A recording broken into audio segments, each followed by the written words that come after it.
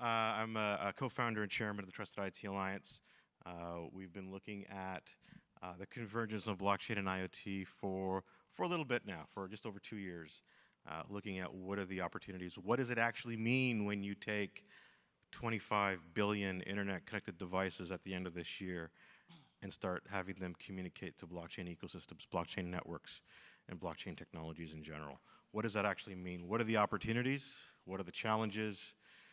And what's the go-to-market look like? You know, we talk a lot about product market fit in the Valley. Well, what about product market sales fit, right?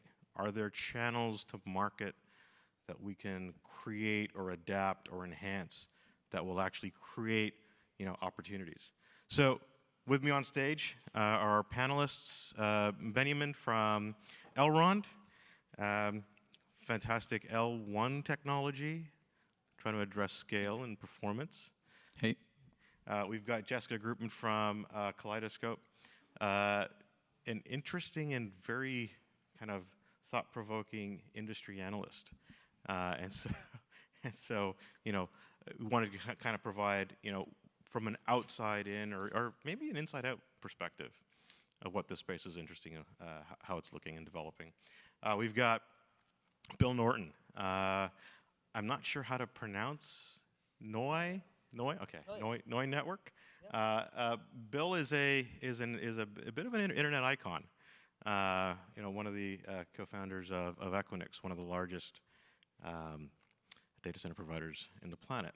And we've got Rowland from IoTeX, CEO, co-founder. Thank you. Looking at a lot of very interesting blockchain and IoT use cases and developing some pretty fascinating technology there. So I wanted to kind of set the stage a little bit. Just quickly in general, from your guys' perspective, you know, what does it mean to have blockchain and IoT as a theme, as a product, as a set of services? What does it mean to opportunities and challenges? Who wants to take that first? I'll take a whack at it. I think we're still figuring it out, frankly. At least from our research, though, so I run a research and advisory firm, and we look at about 30 different emerging technologies, and I'm really interested in where they come together. So my kind of perspective on blockchain is both having looked at blockchain, but also at this convergence, both with AI, machine learning, as well as IoT. And we published a report a couple of years ago on this particular intersection, and again, it's very early days. I don't think we can emphasize that enough. But we seek sort of three main, I guess, use cases or value propositions, if you like, for this particular interplay. One is around identity. How do we keep track of all these devices and authenticate them and permission them based on, you know, changing dynamics, identity? The second is transactions, monetary or otherwise. And then the third is interactions. So as you have people interacting, as you have new data sets interacting, new protocol, new API, whatever the case may be, we don't really have a layer today to manage, authenticate, interconnect, or monetize machine-to-machine or sort of multi-device IoT business models. This doesn't really exist. And so is blockchain the silver bullet for that, or distributed ledger technologies? Probably not, but at the very least, it provides a lot of new sort of design configurations that we should be thinking about in those three areas. Anyone else want to take that on? Yeah, I definitely agree with her, what she said. I think the identity of these devices will be a really big thing in the next probably 5 to 10 years. For now, like a human all has an identity, probably from Google, Facebook, probably from government, right? But for devices, there is currently no identity issue, which is commonly accepted globally.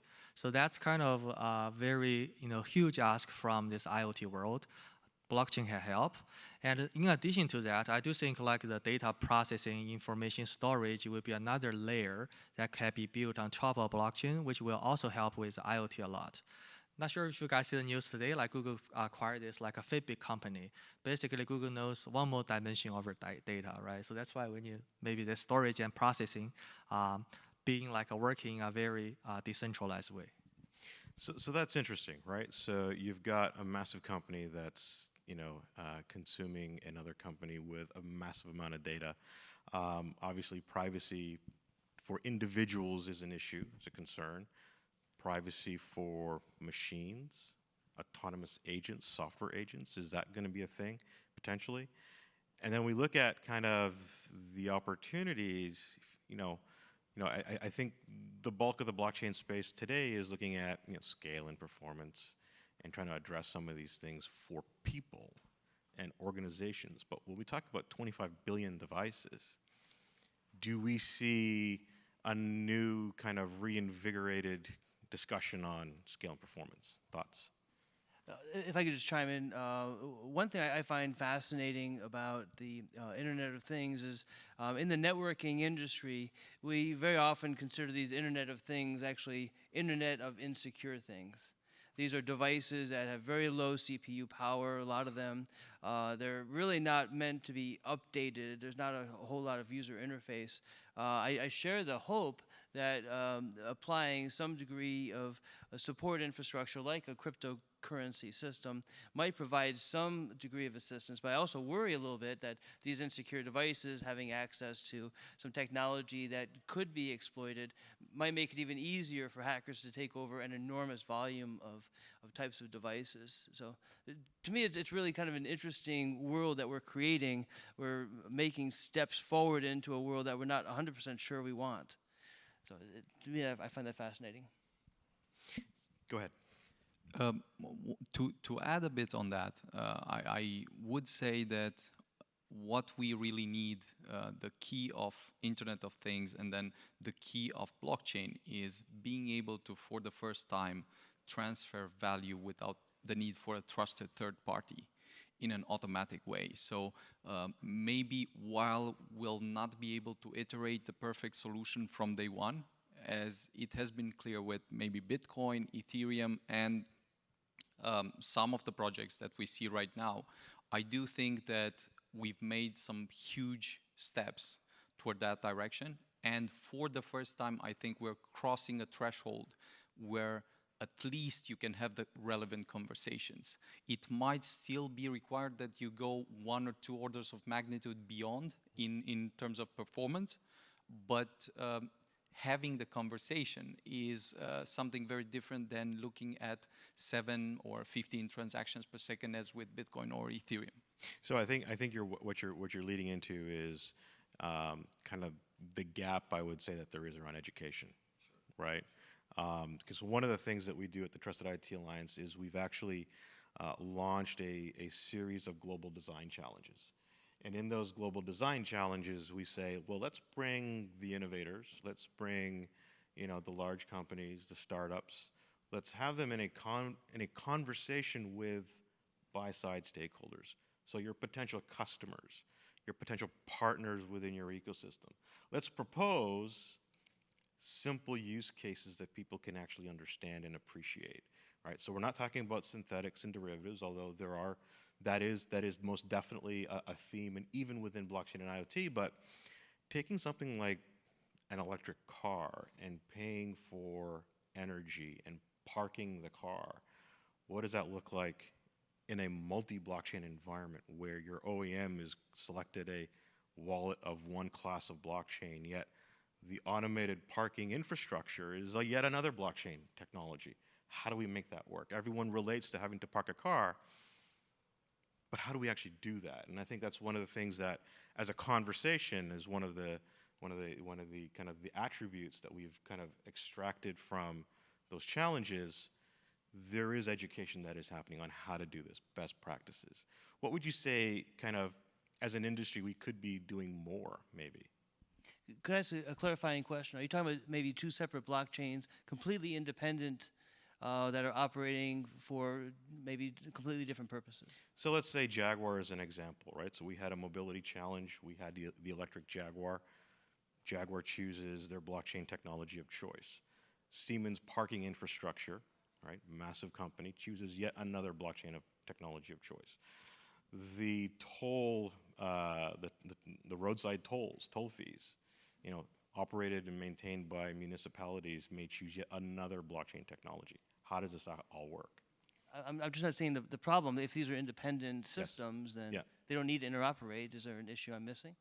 Well, that's the conversation, right? Is there interoperability that is needed there? Is there or not, right? I think the answer is we just don't know, right?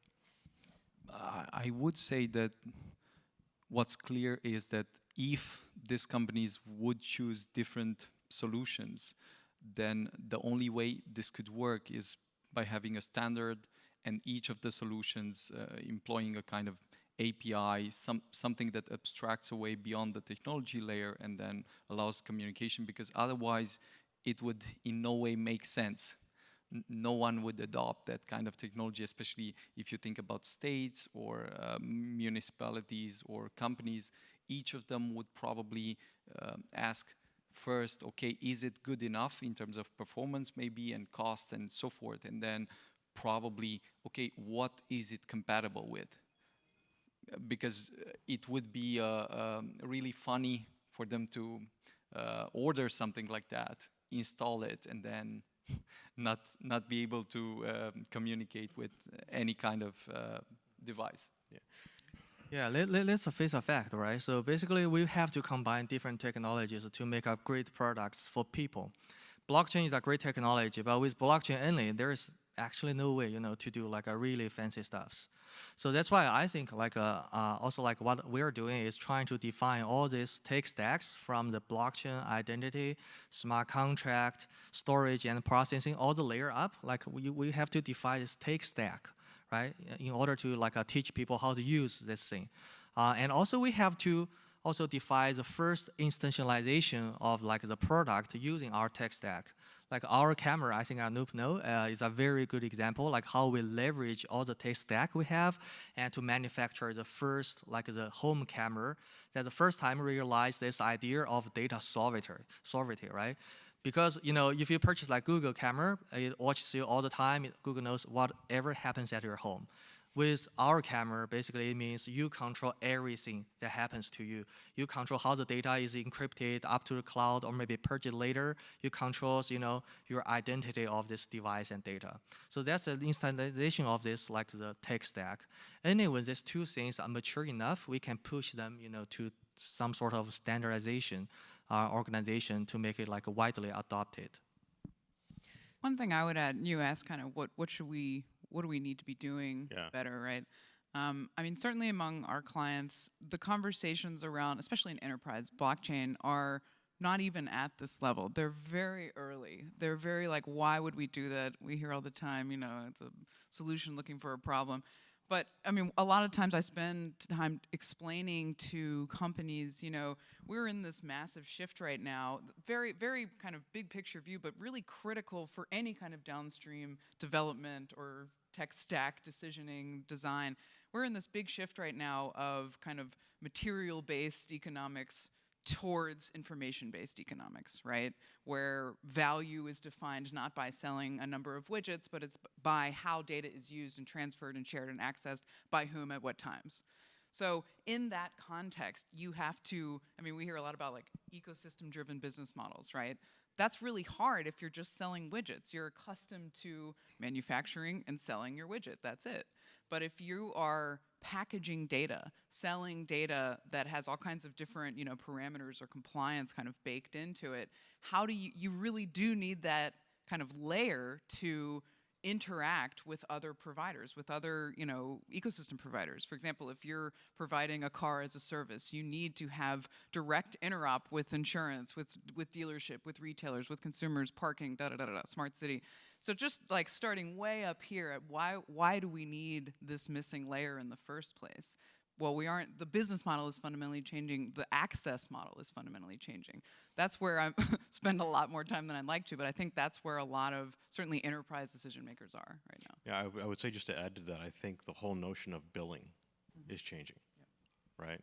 Everyone's accustomed to getting their bill at the end of the month from a variety of different private providers. Doesn't blockchain, in theory, allow you to settle in real time, or as close to real time as you might want? Right. So if the notion of billing is changing, then the whole accounting process has to change around all of this, right? So I think that's part of business model innovation that I think is certainly, I think in the blockchain IT space, we're a little bit behind on, right? In other industries, fintech is an example, energy is an example. They're a little bit further ahead in kind of understanding what some of these challenges are. But as we kind of level set, on why and what are the motivations across these ecosystems, I think it becomes pretty compelling on why we need blockchain, right? So in terms of the risks that we're seeing right now, I mean, I think my observation in the blockchain IoT space is that it comes in ebbs and flows, right? It's hot, it's not, it's hot, it's not. Why do you think that is? What is it risk? Is it, we've seen a lot of pilots and POCs, not a lot of production. What do you think the hesitation is? I would say that, first of all, it's psychology. We always tend to overestimate the impact of technology short term and then completely underestimate the impact long term. And whatever we do it psychologically. So when everyone gets excited about this new technology that comes out, we're all getting our hopes high, investing as much as possible and so forth. And then, of course, we discover it takes a bit longer than anticipated, that it's a bit harder, and that maybe 10 years down the road, we are still discussing what blockchain is, why it's useful, and it's the common questions that you would say are very clear and easy by this point, but it's not that easy for most of the people. So I would say this is the sort of obvious explanation of why it's always based on the amount of excitement, based on how clear it is for us on how we can use this technology and so forth. And then also based on the amount of mature technology we have that can really accommodate some of the use cases, because there are a few different ideas there. First, okay, the excitement was based on the fact that we thought we could do some things that are not actually possible yet. Namely, that you could build all these dApps, use cases, and so forth, and then have real-world adoption on the blockchain. Well, this, as it turns out, is much harder to come by, but what we know, at least right now, is that without scalability, there's no conversation on how to onboard and bring businesses in. So I would say there's a new hope coming in. So depression has killed a lot of projects, and enterprises get scared and so forth. But right now, with more mature technology and a lot of teams putting in the work, I think it will become very, very interesting during the next 3 to 6 months to see what solutions appear in the market. And then I would expect excitement to kick in again, at least for maybe 1 or 2 years, until maybe we discover that either we're finally ready for a first wave of adoption, or we discover that something else is missing. I would bet on adoption. This is what we are focused on, but yeah. So do you think that that uptake is 3 or 6 months away? Based on what we are building, I see a great excitement from the companies we're discussing with. And I also think that when you can cross a level of at least 10,000 transactions per second with a minimal latency and a 1,000 times less smaller cost than what you had before, at least you can have the conversations. They are extremely excited. It's like you see a light in their eyes that they've heard this a lot of times, and now they can finally build it. And it's not only about the technology, but also about the tools that you can offer them to onboard them really easy, and then about the education and documentation. So I'm not sure how it will be for the rest of the space, but if we can see that this works out, at least in some respects, I'm sure everybody will rush to reproduce and replicate this. So you're a big proponent that one of the roadblocks, and if we can solve it, is scale. Solving scale will drive adoption, will drive actually conversion from POC to production environments. Anything else? What else do we think might be an enabler of production deployments? I'll throw one in. I mean, I completely agree with you and really just everything that you said. I think this kind of chicken and egg problem of we don't have the scalability that we need, and so therefore the POCs are not getting off the ground, and so therefore other companies aren't investing because they don't have something to benchmark against, and they haven't seen another company who's gone into pilot and production. That's just sort of a self-fulfilling cycle. I think we really underestimate this education gap too, plus the psychology, as you said. I mean, not only you know, has sort of the crypto market and its volatility kind of hijacked the broader long tail of blockchain use cases in the mainstream, such as it is, awareness of blockchain, but that's quickly picked up by decision makers when, by the way, blockchain's hard to understand. For most people, this is complicated. It doesn't have that sort of crazy, sexy element that, you know, AI or deep learning has, where, you know, they start to understand it a little bit easier. You know, I could contradict myself on that too. But generally speaking, when you have a really complicated technology to understand, again, in that broader high context, and then you're sort of bombarded by this volatility, by just the sort of crypto reputation, unfortunately, it's not to say that this is accurate, but I think that pollutes the perceived understanding that some of these decision makers have. To me, one thing I find fascinating, coming from the networking industry, you know, we always talk about disruptive technologies, and I tell you, I think the cryptocurrency, the blockchain environment has much more disruption, and the example I usually give is, well, if your technology is so disruptive, how many of your industry icons have served jail time? I mean, isn't that the ultimate indication that something is disruptive? Someone got pissed off enough to put them in jail. I don't know of any internet icons that have served jail. Do you know? Bernie Maybe. Ebbers. That's right. Yeah. But is that okay? Anyway. He's not really an icon. He's just a criminal. But no, I do believe that a lot of things are heading in the right direction. Getting the regulatory framework cleared up, getting so those of us who work in this space can actually draw a paycheck. You know, all these things add increased certainty and will help people get more comfortable with it. I might be an outlier on this panel, but I believe that the cryptocurrency and the blockchain stuff really should be plumbing underneath the floor that no one has to ever think about or have to, you know, consider. I'm saying that coming from Noia. We have a utility token you can actually use to buy better internet connectivity. So that there's a real use case there. You spend it when you want to get a better internet connection. You earn it when you're providing a better internet connection for others. That really doesn't need to be all that upfront and in your face unless you're in the current market where you're a speculator. And you're doing this because you want to earn coins. You're doing this because you want to get into cryptocurrency, but you don't want to have to pull out your real wallet and pay with US dollars. So I think it's a really interesting area, but education, absolutely. This is a brand new technology. It's scary. Will I go to prison? Will I get arrested if I use this thing? All that has to go under the table. I think we're maybe a couple years out. The other thing, you know, Internet of Things, you're talking about so many billions of devices, low-powered devices. I also kind of want to question, is that really the place that you want to connect in cryptocurrency into, or is there more of an orchestration layer that is a more appropriate place to put that type of functionality? So I heard a couple of themes. One is, let's keep it simple. Yes. And I think with blockchain, IoT, and just I would say in infrastructure in general, we can keep it simple. Yeah.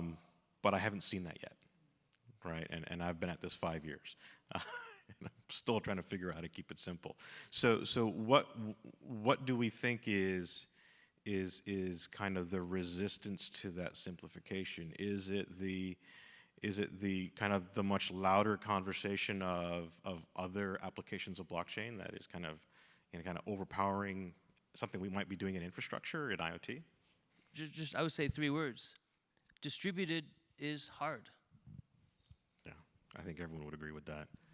Yeah, I think it's all about like definitely education. Another dimension could be like a very good awareness actually created by like a very good product among the users, which demonstrate values, right? Like why people like social network, because it brings values to us. It makes it like a communication with like loved ones, interested ones easier. So I think like what we like basically Bitcoin demonstrates usefulness, but we need another one in the IoT world plus blockchain to demonstrate this one is really useful in terms of maybe give you maybe more privacy or maybe more freedom of your data or maybe even something else. So once user gets used to this kind of feeling, then I feel like IoT blockchain will like it's really take off. So we didn't discuss this earlier, but is blockchain the killer app for 5G, or the other way around? I think they will accelerate one another. I'm not sure if one is a killer app. I mean, yeah, but I think they have a mutually accelerating relationship. I would say, coming back to your other question, that sort of there's a discussion right now, and the challenge is, because blockchain involves so many different technologies and could be described in so many different ways, the problem is that you don't have a sort of very compelling narrative that you can use everywhere. The minute you have something like that, you can stick it in the mind of someone and you can repeat it constantly and so forth. So because we don't have this type of clarity, and this is why we sort of do not move forward and explain things, educate people. But I would move one step further and say we don't have this type of clarity yet, because there are a few different hypotheses where we say, okay, scalability is probably the most important obstacle, but we understand that it's upon us to prove this, to build a better solution, to then go and capture part of the market and deliver a solution that really solves an important problem for the companies, and then redefine what blockchain really is. Because Vitalik, when he invented Ethereum, tried to dodge this question of what the killer app of blockchain is, saying that, okay, but this might be a useful narrative of explaining technology, but it might not be fit for blockchain technology, because you might not necessarily immediately have a killer application. What I would say is we are very close to seeing the killer applications, because as with the internet, when you only had dial-up, you could do very, very few things. Of course, you could do some, at least some. You did have some killer applications there as well. But when you had the transition from dial-up to broadband, at that point, everything blew off. So I would expect the same to happen with blockchain. And then you'll probably see ramifications with cryptocurrency stuff happening, continuing, like decentralized finance and so forth. And then this layer where you abstract away the whole technical part and just put in blockchain as part of a more broader solution for something. So do you think machines can participate in DeFi? Surely, but let's make the question. What is DeFi? No, yeah, that's yeah. But in what way do you mean? Do you mean in any kind of way possible that cars would rent themselves? Cars can rent themselves. We know that autonomous vehicles are on their way. Mm-hmm. We know that autonomous vehicles will hold units of value. Sure. They can charge and pay Sure. for charging. They can get paid for services delivered. Yeah. Can they participate in microloans? Yeah, for sure, right? So basically, I think what we're building is trying to like a backbone for the machines, for the devices in the future. And there actually should be like a stack to provide some type of services, like you're saying, no matter what, serve people, maybe serve other machine. And also micropayments might be happening all the time, non-stop. And also some other like economical elements. I'm sure there are lots of things, if you want to define this as a DeFi, that's definitely like the machine economics. So you heard it here, folks. Machines and DeFi. That'll happen first. With that, we're out of time. Thank you. Thanks. Thank you for that great panel. I want my electric car to buy MakerDAO into MakerDAO CDP. So thank you to our panel once again. I think we have time for a few questions, maybe even, if there are questions in the audience. Yeah, we've got one. If you don't ask a question, I'm gonna have to tell a joke. 1 second.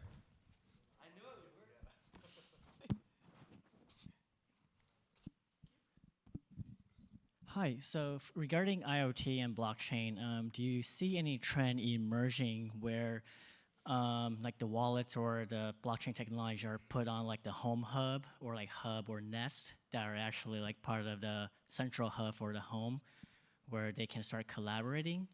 And there's also like another use cases that I saw is like people have these wireless camera out there where they will share footage to fight crime. So it's like a community alert things that's combining these IoT devices for the community.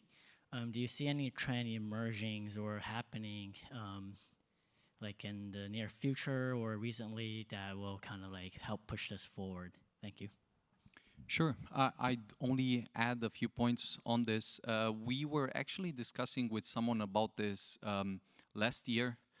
There was a startup in Germany trying to provide an energy metering solution in different houses and so forth. And the fascinating thing was that they were trying to implement, add a hardware for running nodes in this meter that they would install in the houses of people. So you could easily understand why they were trying to do this, because they wanted an energy solution that could be tested out on blockchain, could rent some of the energy they had and so forth. But the really interesting point was that once you have a wallet and a node and the infrastructure built inside, then you can do a lot more things. And they were trying to sell this to different networks, and you could start seeing a very interesting approach to bootstrapping a network, decentralizing it, making sure that blockchain is part of the ecosystem in a very, very silent manner. I would say that when we start considering applications or use cases that are in the home or in the neighborhood, privacy becomes a massive issue that I don't think we've really solved for yet. So in the event of lawful intercept, right? Who is the warrant served to? The device, the owner, the manufacturer? I think these are issues that I think we need to still uncover. What are the nuances, and then potentially what are the solutions? Any other questions? Hey, before I ask my question, I just want to say, please don't put cameras in your home that automatically give the footage to the cops. That's just dystopian. That's really not the future that we want to build. My question is, a lot of IoT devices, the pricing model is you pay for the device upfront with possibly an optional internet service attached to that that you pay for monthly or yearly or what have you. Do you see this pricing model changing as we move towards things like micropayments on IoT? Is it possible that will, kind of in the vein of free-to-play games with microtransactions, could we have free-to-own IoT devices that then perform microtransactions on the user's behalf? Yeah, so we did like some actually very interesting POCs on top of this. There are two things we experimented. So first thing is like, as a user, you don't have to, or maybe device, you don't have to pay for something, right? For example, electricity, you can stake a certain amount of coin, which generates like an interest based off the electricity, for example. That's one. Another interesting POC we have is like a machine serve another machine to get paid. For example, like you have this TV, maybe you're not watching all the time, so you can rent it out. It's kind of like a concept of fragmental ownership. Then the TV, just put it there. TV might be a very bad example. Maybe a bike or maybe a car can earn you some like a passive income. That's another interesting one we did. Yeah, the equipment leasing and finance industry is looking at this very, very closely. If you look at the volume of construction equipment that is just sitting around, or on a train waiting to go somewhere is pretty huge, right? So there's devices, appliances, machinery that's not being utilized. So if it's just sitting there, it's not making somebody money. And so that industry is looking very closely to how do we kind of create an on-demand payment and consumption model. Yeah, I mean, to that point, anywhere where there's underutilized resources, Yeah. there's opportunity for business model disruption. Exactly. Exactly. Okay. One more question. Going once. Oh, there we go.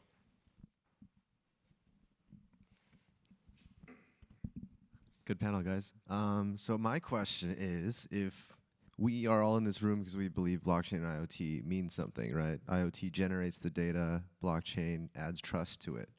But it's still, that's such a simple concept, but consumers are taking a long time to catch on. So what is the path to making them understand that this is not as complicated as it needs to be?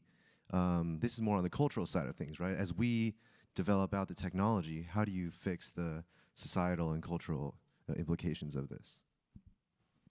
Who wants to take that one on? To the first question, I would say we just need to prove it once. If we can prove it that it works with some particular use case, then you can easily make the case that this is it. But unless you can prove, it always becomes this problem of describing too much, having to explain away all the problems that have come in the past, why the technology had not worked, why other proof of concepts have not worked, and so forth. So I see that if companies like us find a way to have the technology ready, have a very crystal clear documentation so that the companies can onboard, and then also make sure that you offer the support in order to take the proof of concept from day one to implementation and show that you can add real value to the business, then all the other stuff are details. They will sort themselves out. Of course, they require effort, but if you cannot prove the first part, then there's no interesting explanation or interesting story to talk about. I kind of think of this in terms of the smart home, where that industry continues to struggle, but struggled for a long time to get over the 10% mark, thanks to, or at least attributed to, smart speakers. That's now 25, 35, depending kind of how you measure adoption. And that's not because people understand consumer IoT or smart home devices. There's utility there, where I think there is a vast opportunity, and maybe we just have to get it right once, is around trust, right? And so that's device trust, in-home trust, telco trust, fill in the blank. But there's a big crisis of trust from the consumer standpoint of all kinds of powerful entities, technology, government, and otherwise. And so that, to me, is sort of the holy grail. Not so much can people better understand IoT. Yeah, I would agree. I think that's the holy grail. I'm not convinced that retail will be the first place that blockchain and IoT comes to fruition. I think it's on the industrial and enterprise side, but time will tell. Thank you. Thank you for that fantastic panel. Please give them a warm round of applause.